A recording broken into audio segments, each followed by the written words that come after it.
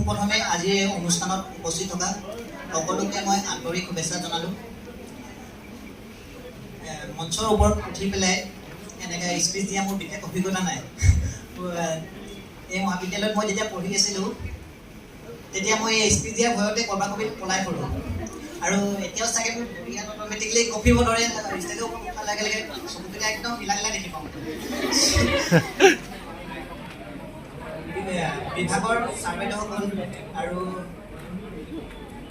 মৰমৰ ভাইটি ভণ্টিসকল মৰমবিলাকে মানে বিদ্যালয়খনৰ পৰা মানে স্মৃতিবিলাক কেতিয়াও মানে মোক পাহৰিবলৈ মানে নিদিয়ে। ইমানে মানে বাগৰি বাগৰি গৈ আছে, ইমানে মানে স্মৃতিবিলাক মানে আৰু মানে ইহঁতে মানে উভৰাই গৈ আছে।